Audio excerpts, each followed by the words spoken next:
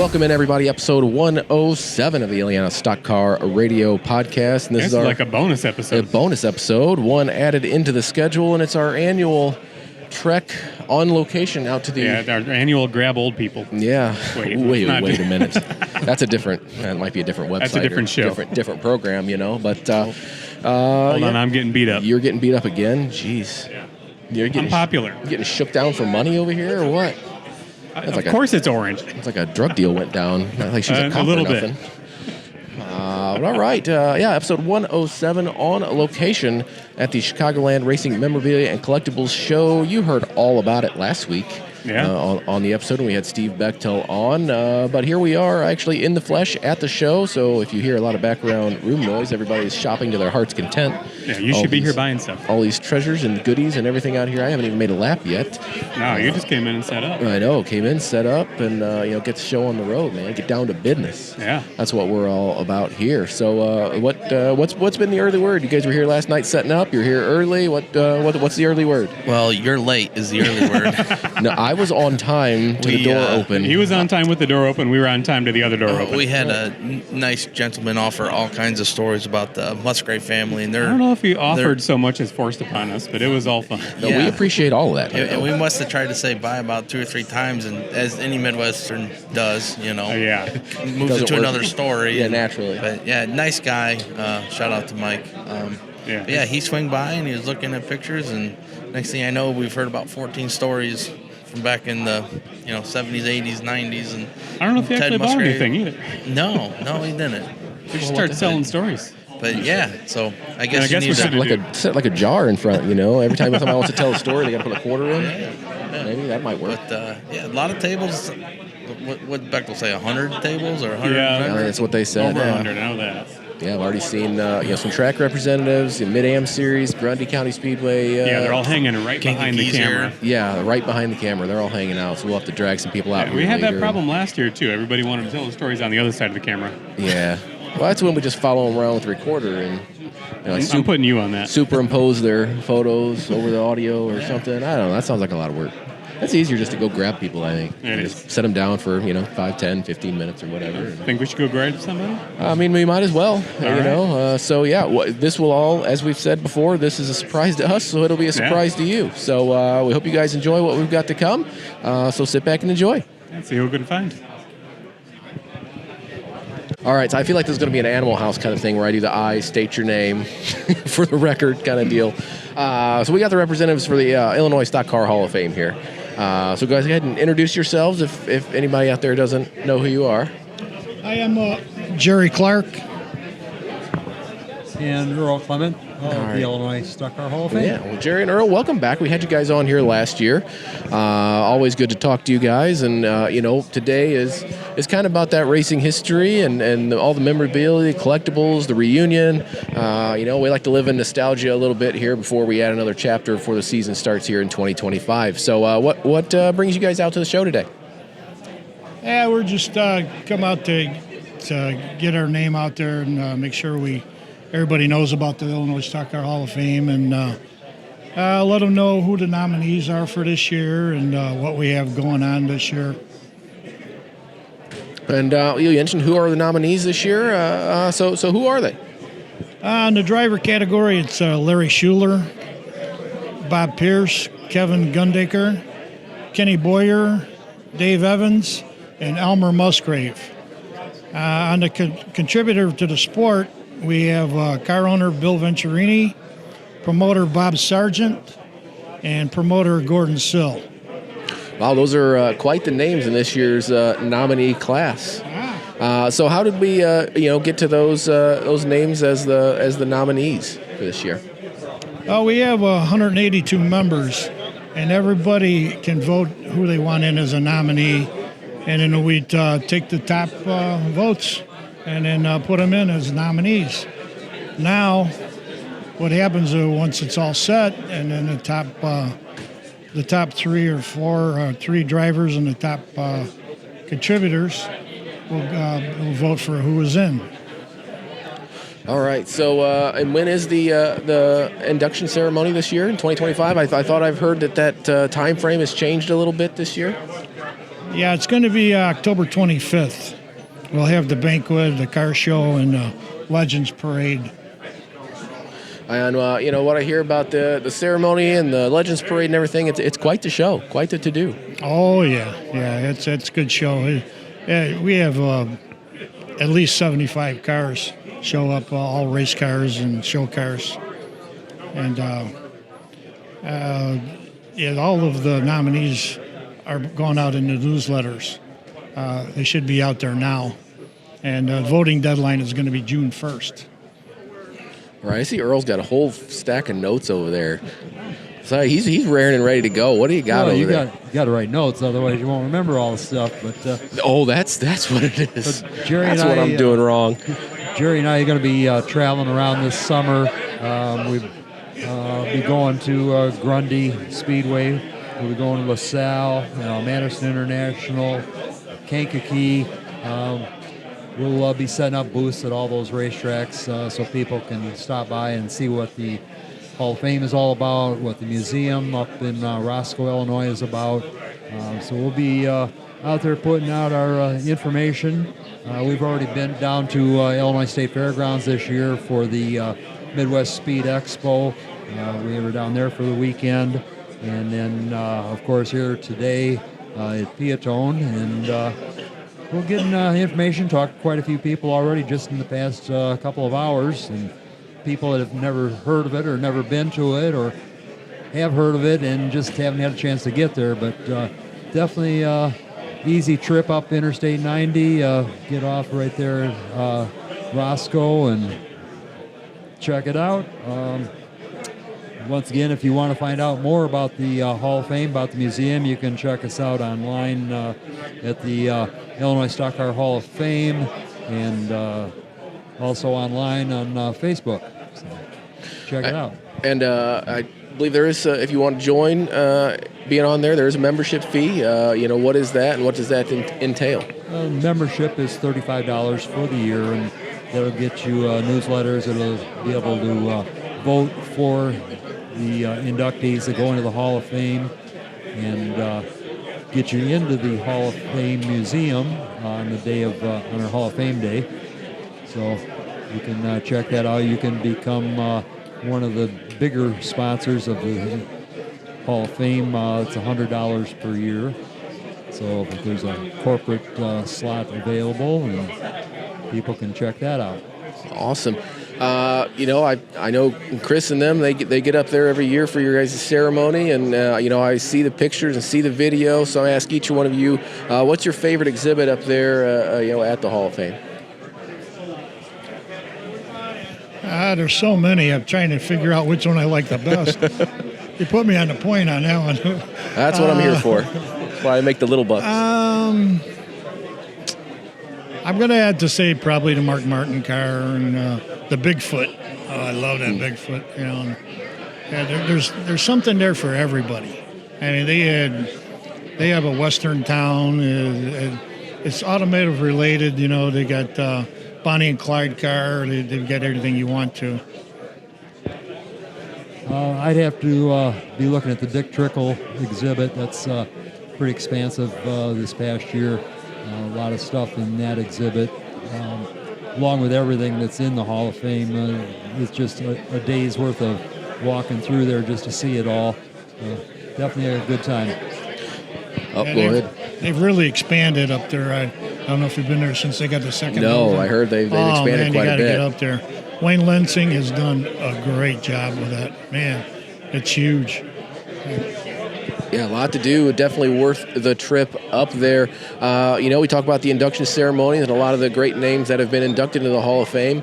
Any good racing or fishing stories, as we say, get told up there? Any of them stand out to one of you guys that maybe you've heard along the way?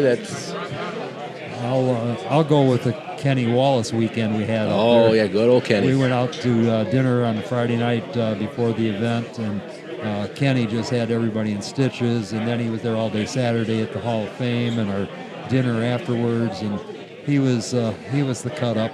He was the card. Oh, I bet. Well, I was kind of thinking back at Jerry Kemperman. I raced with him back in the 70s, and every time he'd come up on you, he'd give you a shot to move over. It wasn't a rub; it was a shot.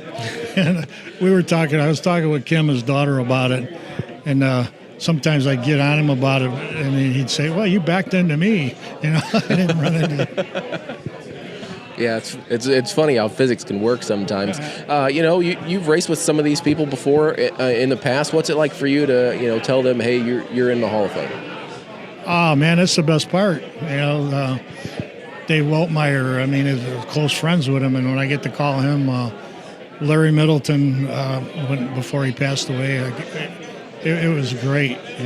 Pat Eklund, just good friends of mine. And when we were racing, we fought and argued and on the racetrack, but then afterwards we'd go out, and we'd have a good time. Yep. So again, for anybody that wants to find information about you guys, how can they find that information? Go online to IllinoisStockCarHallOfFame.com, and you can check it out there, or on Facebook. We're on Illinois Stock Car Hall of Fame in the Facebook. All right, awesome. Well, I know you guys got a booth here. I don't want to keep you guys too long. Anything we missed? Any parting words for the crowd out there? Just if you get up to Roscoe, Illinois, stop by and see us. All right, well, there you go. That's Jerry and Earl from Illinois Stock Car Hall of Fame. Look forward to seeing them out at the track this year and at the induction ceremony in October. Thank you guys for sitting down with us for a little bit. Yeah, before we sign off, I'd like to congratulate you guys. We got Grundy's got a race dedicated to Ron. Yes. I think it's great, man. He was one of the best. Yep, well, we certainly agree, and we look forward to being out there, and supporting the Goodacre family in that, and we definitely look forward to that, and look forward to seeing you guys out at the track this year. All right, thanks a lot for having us. Thanks, guys. All right, Brian, who'd we find this time? All right, we have Jim from the Maison Speed Bowl, Grundy County Speedway Hall of Fame. Yes, sir. Thank you guys for having me. Yeah. Yeah, thanks for coming in. So we're here at the memorabilia show. We do a lot with the history of the sport, and what better than a Hall of Fame, right? Yeah, exactly. Just had the Illinois stock car guys on, and so let's follow it up with the Maison Speed Bowl. All right. Yeah. Basically, was kind of voted onto the board a couple of years ago, trying to get more representation for the open wheel midget guys. That's my forte. Been running midgets for 30 some years, and so just here to kind of chit chat about it a little bit. We got our induction ceremony will be coming up August 30th of this year at the Grundy County Speedway.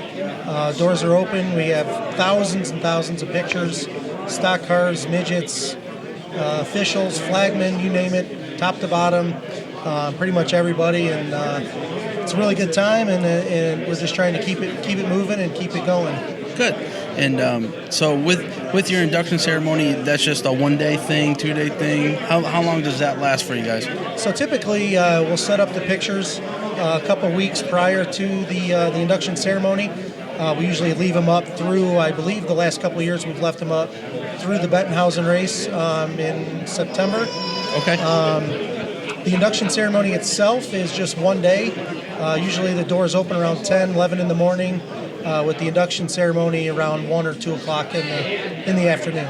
Okay, and that's open to the public, free entry? Absolutely free. Everything's free. Pictures are come in, browse around. If you see something you like, you can always take pictures on your phone. Like, we're not opposed to that, or we can get copies made, or whatever we need to do. You can have anything you want for a price, right? Whatever it's always a price, right? No, but the actual induction ceremony itself is totally free to the public.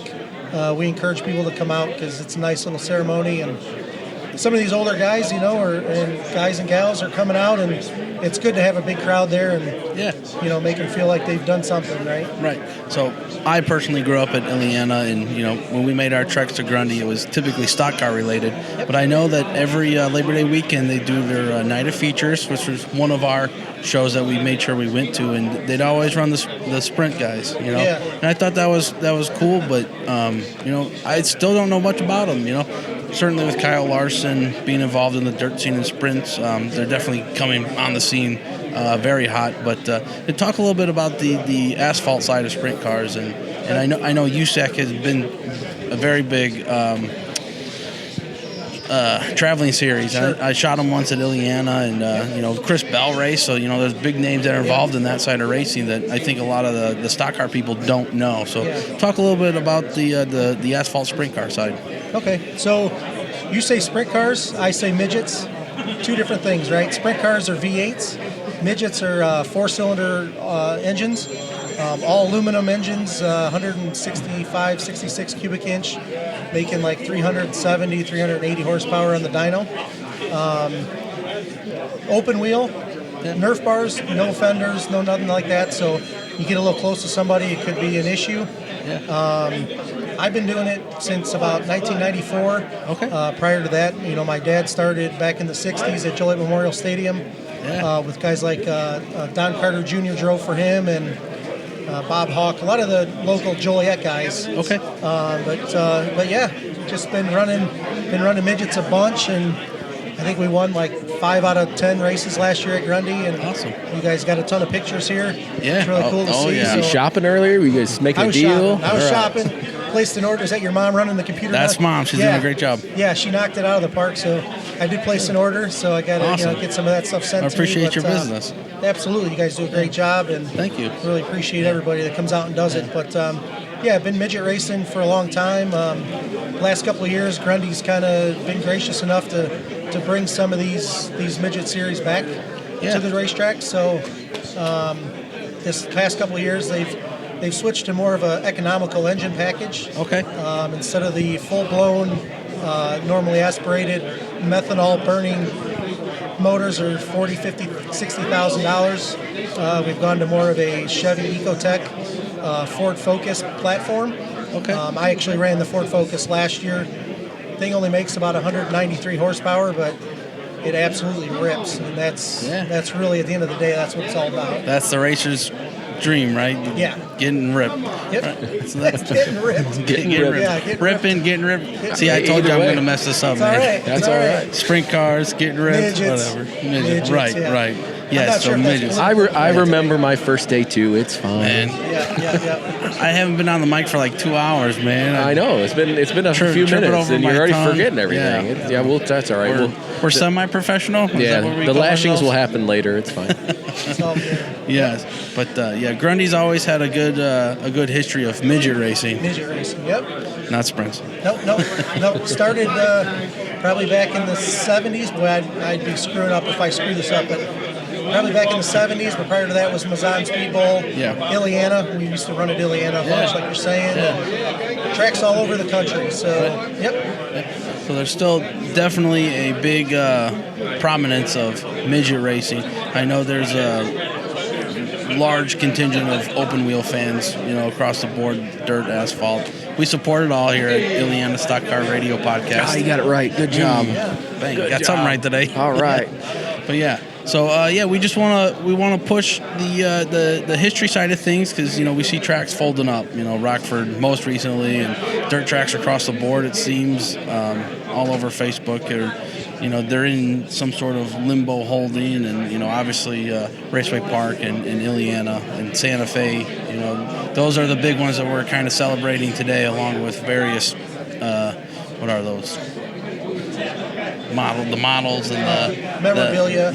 Models, show, diecasts. Yep. So a lot going on here, and we really want to push that Hall of Fame ceremony for you guys, the really induction appreciate ceremony. it. Yeah. Like I said, August 30th, we'll be at the Grundy County Speedway. But if you come to the races on Friday or Saturday night at Grundy, late in the month on August through usually the Bettenhausen in September, doors are usually open. I'm usually sitting there and Awesome. be happy to show people around or talk about it or whatever we got to do to keep it alive, keep it kind of rolling, right? We don't want this stuff to go away, and history is history when it's all gone. That's right. Try to keep it to the forefront and give people an opportunity to kind of talk about it like we do. And you come to these shows and guys are walking around, a lot of these old timers. Remember me when I was like 3 years old, right? Right. Hey, I haven't seen you in forever. But really appreciate what you guys are doing too. Yeah, thank you. With the at Illiana with the podcast, and love it. Yeah, we're doing our best to keep it alive. And speaking of keeping it alive, what's a good memory of your racing career? A good memory? Yeah. Or maybe good. What's a memorable good fishing story? Maybe racing. Story. We call them fishing stories here. But Oh shit, man, I don't know.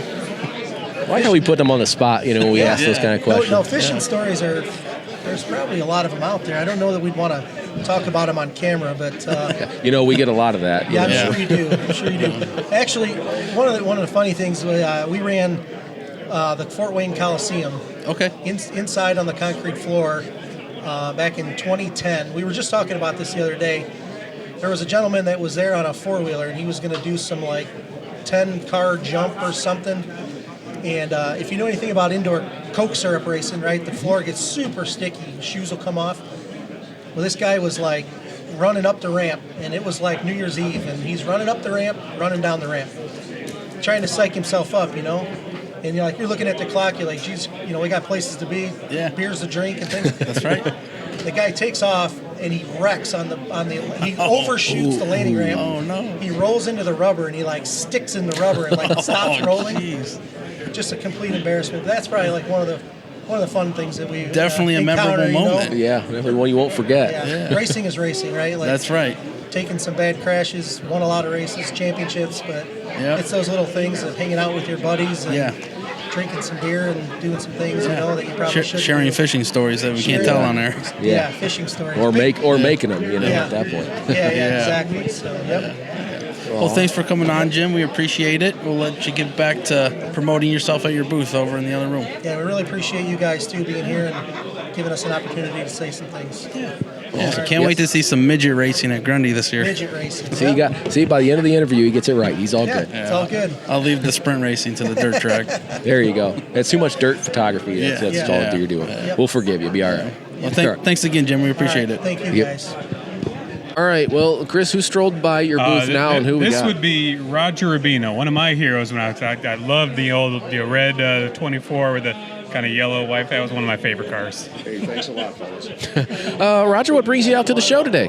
Well, it's getting to the point as we're all getting older, and I'd like to visit with a lot of the guys that I grew up with. I don't get to see them that much anymore. And we lost so many racetracks over the years. That's the only time I get to see my old friends. Yeah.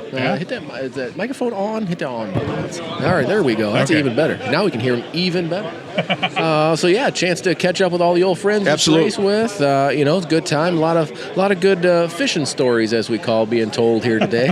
Yeah, there's a million race car stories. And, Raceway Park ran 3 and 4 nights a week, and you're with these people 3 and 4 nights a week, and they're almost like family, and fighting and getting along and friends, and you learned a lot in 3 or 4 nights a week. And take what you learned at 70 miles an hour, and now go to Illiana or somewhere else, and now try it at 110 miles an hour. Mm-hmm. And the timing, the way the cars move, the way the cars sound, just a totally different ballgame. Yeah, for sure. Definitely, size of track and speed and everything definitely makes a difference. I know you went shopping here at the Goodacre booth. Did you find anything else along the way that you just had to have? Absolutely. I was a little guy, and some of my family members, they actually went to school with Bob Pronger. And I found a picture of Bob. I don't know who his car it is. It's number 50. It might have been a Rich Clikes, but he's at Soldiers Field. And he's driving this number 50 in his dress shoes and a nice jacket, Yeah. And, guys, the pictures I see from Soldiers Field is incredible because they didn't have a tire fence. If you look at some of the old pictures, it's like, holy cow. And they used to pack them in back then. Mm-hmm. Yeah, absolutely. So, we got to ask, how'd you get involved in the madness that is racing? The sport, I was down the street. I grew up 4 blocks away, and I could actually hear Wayne Adams' voice in my bedroom on Saturday and Sunday nights. And I couldn't go to Sunday nights because of school the next day. And I could tell when the late model feature had a yellow. And then they would get going again. And then the next thing you know, I'm hanging out at the racetrack. I'm working for Bill Service when I was a kid. And ended up working there in snow cones. The next thing you know, I'm painting the place and sweeping it up. Right. And then we decided, I'm 17 years old. We started getting involved. I was with Danny Deutsch, and we had a street stock. And then I split off and then started doing my own thing. And I had some really, really great teachers over there between Jerry Kemperman, Bud Kaler, Bill Koenig, Stosh Coleman. these guys were great guys, and especially Billy Koenig, because he would send me in the right direction, but he would let you make the decision. Right. On how, that's the only way you're going to learn. Yeah. Is to teach yourself. Definitely a bit of a different philosophy than what it is today. It is, So, but and then race cars across the street. I drive across the street. If I wrecked, I'd tow it back home, and we work on it. Billy was very kind to me, and I got to say, he gave me an opportunity, and if it wasn't for him, as I went on, I learned a little bit more and a little bit more and a little bit more. I already went to race car college before I went to Stosh's. Right. And Stosh's was like a finishing school for me. Right. Because times had changed by then, and Billy was out. Yeah, exactly. So, how many different tracks have you raced at? How many different divisions have you run? I mean, I know you've been around a little bit. Yeah, street stocks and limited late models.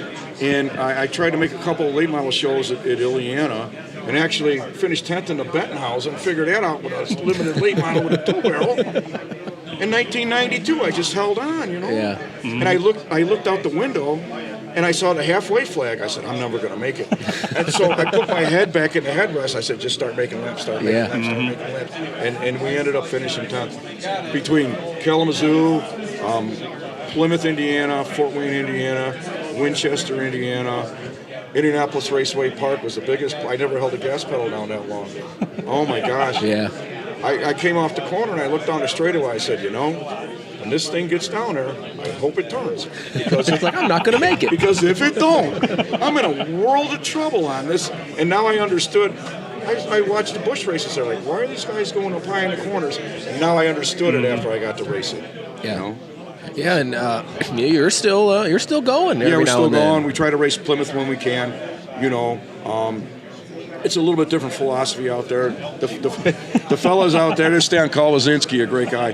The fellows out there are no mirrors and no radios. And they've been that way for 50 years. And their theory is if you have mirrors, you're going to block and radios. So here is a little bit different story. Yeah. Or you're going to know what's coming and not come down on somebody behind you. When you get used to racing with those guys, you get used to it. Or the starter, they go on the outside of it. And the starter points to the inside. Hey, man, they're coming. And sometimes you can hear them. Sometimes the exhaust bounces off the wall so hard it sounds like somebody's on the outside. Right. And nobody's on the outside. Right. You gotta keep looking at it. So, I mean, what's the biggest difference that you know racing today versus, racing 20, 30 years ago? Well, of course, you're going to talk to anybody in here, and it's going to be the money. And when we were kids, you could put something decent together and go across the street and race at Raceway Park and make a decent, bit of change on Saturday. There was a money-making deal on Saturday and Sunday nights, Right. And, racing gas. And I used to go to Clark Station and get gas and then put Moroso octane booster in and go race. But modern-day technology had amped up everything, and it became, Bud Kaler talked about this years ago, it had become store-bought cars. And, it's like it was almost easier to go buy something than it took you 4 hours to make something. Right. That's what those guys were in the business for, was selling race cars. Yeah, absolutely. So, I mean, you've been around. You've been around a lot of, legends, local legends of the sport. Hey, you are one. I think so. Here's one of the secrets. Take a little bit from each driver you admire.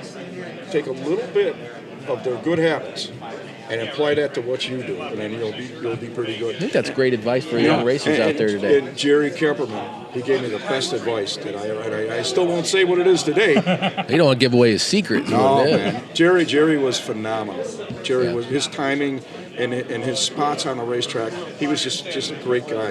And I was lucky to have Jerry and a whole bunch of mentors along the way to help me. Yeah. We've been kind of on this theme of, the Fishin Stories. Every racer's got them.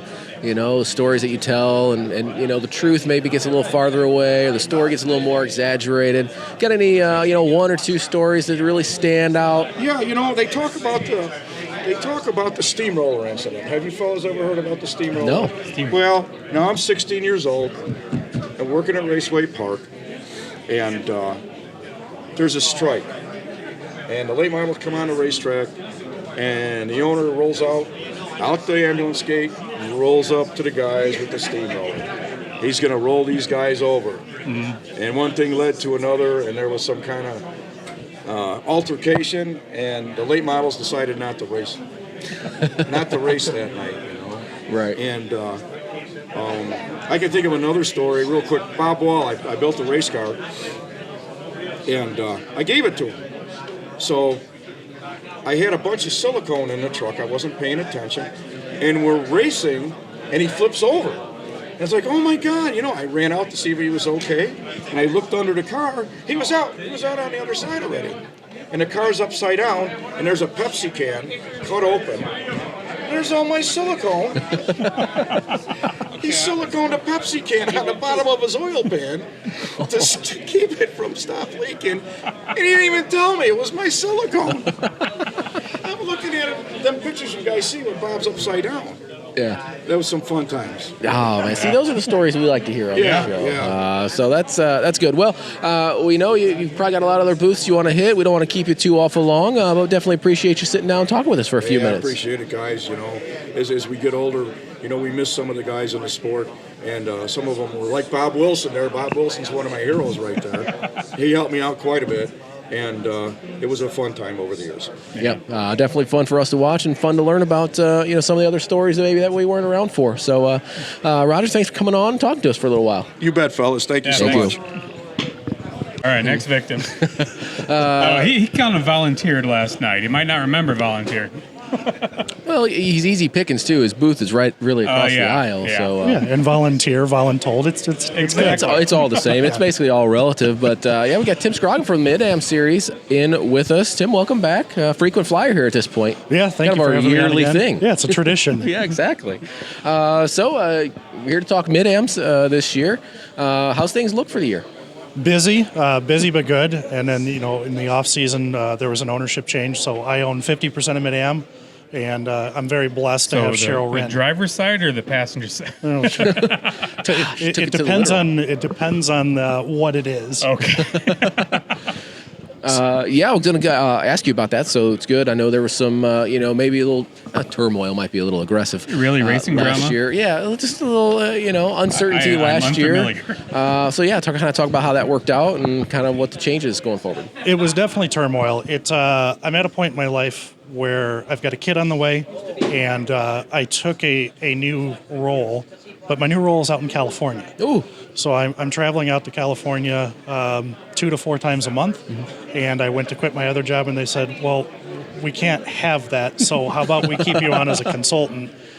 So I was stretched pretty thin, and I felt like that it was in a good place last year. I did put it up for sale. Had a lot of interest and a lot of good people come forward, but it's, as you guys know, it's the time commitment. It's not so much the money commitment, which is significant, but for somebody to come in, it's a full-time job on top of it. So I took a step away, tried to figure out what was going to be best for Mid-Am while preserving my sanity in the best way that I could. And in comes Cheryl Wren, my next victim. And so, we made an agreement towards the end of the year, and now she's 50% owner of Mid-Am. And I just felt like that was the right way to go. Help comes and goes, but I feel like you have a more vested interest in something if you own it. Right. And Cheryl has really taken the ball and really run with it. Well, and as much as we love Cheryl, she's just crazy enough to do that. She's absolutely crazy. That's why we get along so well on top of it all. So, when you get her, you get John Brolick, and you get a lot of her fan base. So it's going to be good for Mid-Am, and she's learning a lot as we go. And she handled the banquet A to Z, and helps me do the back end, the website, getting the track scheduled, insurance, business, accounting, finance, and every other role I don't want. So she gets to handle the more of the front facing items, which has been a significant help for us. Which is great, and she's always been a great ambassador for anything she's done in the motorsports world. So having her is definitely an asset. So what are we looking forward to this year? We've got Winchester on the schedule this year, which is going to be absolutely wild in the best of ways. We've got a test coming up in a few weeks. We'll kind of see how that goes. We've had Mid-Am cars out there as a part of other series in the past, so I'm pretty excited for it. It stunk to lose Milwaukee. But, nobody's going back to Milwaukee, so it wasn't just us. Looked for a marquee event to kind of, I don't want to say replacement. You can't replace Milwaukee, but to have something just interesting on the schedule. So that's new for this year. We've got 2 events out at Madison, which is always a great show for us. 2 out at Grundy. We're there for our opener and Grundy's opener for the Spring Classic. And then we're back out there again for the Bentonhausen, which will be great. And we've got dirt back on the schedule with Billy this year, and we'll finish up our season at Lacrosse, and got Dells back on as well. So it's going to be a great year with a lot of marquee events. That's awesome. Car count. Obviously, everybody talks about car count in their series. How have you guys been doing on that? We've fared well over the past few years. I think we've got 5 to 7 full-time guys and a lot of part-timers last year. We're looking at about 10 full-time guys and another 5 to 7 that will run 75-80% of the races. And I think that lends itself to having a shorter schedule. We're 9 races, and I've committed over the next few years to keeping it around 10 races, so folks have a different attention span than they did 20 years ago. That's true. So we've gained a lot of drivers that say, well, I would love to do it full time, and I can still vacation with my family or do other things. So it's I'm pretty excited to see what this year brings. Yeah, absolutely. So if anybody's interested in the Mid-Am series, how do they find out more information, find you guys, find a schedule? Website, certainly, midamracing.com. If they want to race with us, just click on Team Resources. It'll walk them through an A to Z guide, kind of what we're looking for, because it's not just Mid-Am. We have a nice rule set in place for the area sportsman cars that we're still actively, we'll call negotiating. So we try to be as inclusive as we can, and then we're on every social media platform. So it's just Mid-Am Racing on X, on Instagram, on Facebook, and we're pretty stoked for this year. Cheryl's going to do a great job. Yep, awesome. And we've been trying to get everybody to tell a good racing or fishing story, as we like to call them here when we've had them sit down. So maybe think about last year or so, anything happened in any of the events that sticks out. It'd be a good story. YouTube appropriate. Yes. Well, that shoots that story right in the foot. I don't know if it's a story. It's more of a learning lesson. Look, I say it every year. There's no owner's manual for this.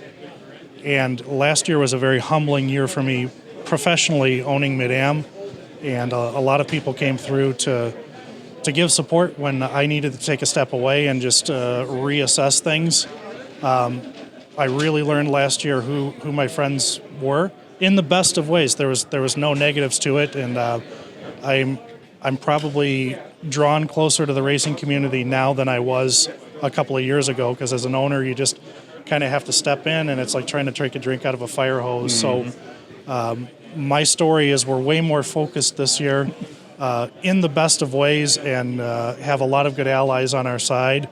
And that's the YouTube appropriate story. I won't mention the Pepsi cans. He knows who he is. Yep. Well, that's good stuff. Well, Tim, we appreciate you taking a few minutes to sit down and talk to us. We know you're man in the booth over here, so we won't keep you too long. Appreciate it, guys. Thank you. Thank you. All right. Well, and that's going to do it for our interviews here at the Memorabilia Show. We were aiming for 3 and got a 4th in, so I think we're good. And we got about 17 behind the camera. Yeah, look out for the After Dark special here in the near future, where we can actually get all these good stories. Right. Like, nobody wants to sit in front of the camera and tell their stories. We're just going to start placing booths or mics all over the booth, so nobody knows you're telling us the story. Yeah, I think this is the fair warning now for next year. We're just going to take the recorder around and just put it out there and put it in front Jeremy's of people's faces. Going to do the whole it'll be the ambush deal, like a Michael Waltrip grid walk thing. Yeah, I think that's what we're going to do. It'll be the Memorabilia Show walk. You actually just went shopping, so we had to wait for you to get back. Yeah, I actually finally bought something. I had some cash in my pocket. Wasn't burning a hole. It was I wasn't smoldering. I wasn't really, nothing really flipped my trigger, right? But I have this newfound friend. I don't really hang out with her much. She's still very much an acquaintance. But last summer, I found out that one of my friend's girlfriend is actually related to the Ray Dillon, right? Did the whole Dillon Enterprise race cars and Mark Martin stuff. So I found a photo of Mark Martin in that Dillon race car that I'm gonna I guess show my friends and tell them I'm not just a whack job who likes race cars. I mean, you are, but I mean, there's more to it than that. Yeah, you can be two Right. things. Yeah, you Right, can be yeah. two things in one at all. So definitely a lot of good stuff here. A lot of good people to see, a lot of good interviews. Before we did, obviously we like to highlight the Hall of Fames. They're definitely doing a good job of preserving the history, like we try to do here, and like kind of everybody's trying to do at this show, selling the memorabilia, preserving all the history that's out there. Cleaning out their basement because their wife would like them to. Yeah. Wait, that's just you. Yeah, I might have some of that I need to do too, to be honest with you. But yeah, they're going to get Roger Rubino to sit down for a little bit, and I know he was a little hesitant maybe at first, but once he got him on, he just when he told him opened it up. wasn't going to be like a full on interview. Yeah. Well, 10 minutes or whatever, he lit up and said, all right, I'll do it. And we keep giving Bill Service side glances, but we know he's not going to be just a 10-minute interview. Yeah, that's going to be an entire episode. And Yeah. I think Check us that, out. yeah, that'll be That's going to be a double special. yeah. We might be able to just set the recorder and go and get a 2 or 3 parter out of that Yeah. one. So that'll be good. Definitely got some targets we want to hit. We hope you all were able to come out to the memorabilia show. If not, you're definitely missing out. Missing some You're cool. not buying my pictures. Yeah, and that's what they're mostly worried about. But if you would like to buy some of their pictures, you can go to goodacrephotography.com. You can. That's what we call a selfish or Hashtag shameless self-promotion. See, Moorhead hasn't been on here in I a while. know. He needs to refresh us. I know. It's okay. I messed up too. That's all right. I remember You don't my even first know day. what we're called. Yeah. Shameless I got that right. I got that right. .com. I got the name of the podcast He right. did. That was about the But I only kept thing he calling- got right. I kept calling midget sprints and Yeah. just Education. fire me. It's okay. Jim was great. I appreciate his tolerance of my ignorance. Yeah, it helps. We hope everybody tolerates our ignorance. Yeah, that's kind of the point. We yeah. are amateur, very amateur for sure. But yeah, go to goodacrephotography.com. If you were to not make it to the show, you can get their pictures. And also see what they got coming up here this year, because we're getting ready to start the season here in just a few weeks. Yep. So there'll be new stuff going on there. If you like this episode, please like and subscribe there on the YouTube page. You can find us on the socials, Facebook and Instagram at Illiana SCR. You can also catch up on the audio podcast too. It's Spotify, Apple Podcasts, YouTube Podcasts. Just search for us there. Any parting words of wisdom, gentlemen? Do we have any wisdom to begin with? At least we fake it till we make it. Sure. Get to the racetrack this year. That's Yeah. it, man. As our buddy Tony Eldridge likes to say, get your backside trackside. Only a few more weeks left. So we hope to see you there and hope you enjoyed this special episode of Illiana Stock Car Radio.